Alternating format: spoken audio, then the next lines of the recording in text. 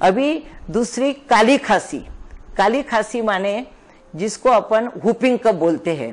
ये काली खांसी बीमारी भी ऐसी है कि जब खांसी आती है बच्चे को तो एक सर की खांसी आती है और हुप यानी बोलते जैसे कि अपन मंकी हुपिंग, मंकी जब जाता है तो कैसे अपन बोलते हुप हुप हुप, माकड़ बोलते किसको, मंकी को बोलते ना माकड़, तो हुप हुप हुप करता है।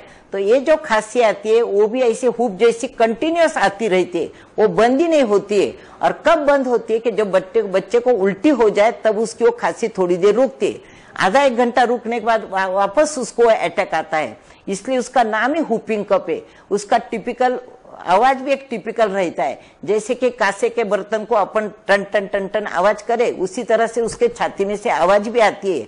और ये जो है हुपिंग कफ का डायग्नोसिस होना बहुत जरूरी है। ऑर्डिनरी कफ से एक कफ बहुत ही अलग रहता है और इसमें उल्टी होती है तब बच्चा पूरा लाल हो जाता है। ये 3 लक्षण ध्यान रखने के, वापस रिपीट करती हूँ कि खांसी जो आती है वो कंटिन्यूअस आती है, उसके बाद उल्टी हो जाती है और बच्चा पूरा लाल हो जाता है और एकदम थक जाता है। तो ये जो काली खांसी है उसका भी टीका लगाना जरूरी है। अभी काली खांसी का जो डायग्नोसिस है वो ऐसा सब लक्षण देख के तो होता ही है, लेकिन खून की जांच किए तो खून की जांच में से भी अपने को समझ जाता है। तो ये 2 चीजें हो गई। तीसरी चीज जो है धनुर्वात, यानी धनुर्वात, काली खांसी और एक घट सर्प यानी डिप्थीरिया, मराठी में उसको घट सर्प बोलते हैं। ये 3 बीमारी का जो है तो उसका वैक्सीन आता है, लेकिन अभी उसमें नया गवर्नमेंट ने ऐड किया है पेंटा वैक्सीन बोलते, पेंटा माने 5। तो इसमें उन्होंने काविल और मेनिंजाइटिस यानी मस्तिष्क की जो बीमारी है वो भी उन्होंने ऐड किया है। यानी पहले वो 2 अलग प्रिक करनी पड़ती थी, इसकी अलग रहती थी, तो अभी एक ही प्रिक में, एक ही इंजेक्शन में 5 वैक्सीन दिए जाते हैं। अभी बात करेंगे धनुर्वात की। अभी धनुर्वात जो है तो धनुर्वात जन्मते ही बच्चे को टीका लगाने के पहले भी हो सकता है। उसकी वजह क्या है तो उसकी माता की तरफ इसका दोष जाता है। मैंने जब जच्चा और बच्चे की ये करने का बोली थी कि सेहत के लिए क्या ख्याल रखना, तो आप लोगों को याद होगा मैं बोली थी कि 7वें और 9वें महीने में या 5वें या 7वें महीने में धनुर्वात का टीका माँ को लगाना जरूरी है। और ये भी बताया था कि माँ को जो टीका लगाते हैं उसका बच्चे पर पूरी असर होती है और बच्चे को भी उसके अगेंस्ट इम्यूनिटी आती है। तो यदि माँ ने धनुर्वात का टीका उसके गर्भवती है तब नहीं लिया है या डिलीवरी के समय बराबर स्टेरिलाइजेशन नहीं हुआ है, मैं ऐसा नहीं बोलती कि खाली दाई करती है जज की तभी साफ सफाई नहीं रहती या निर्जंतुक यानी स्टेरिलाइजेशन नहीं होता।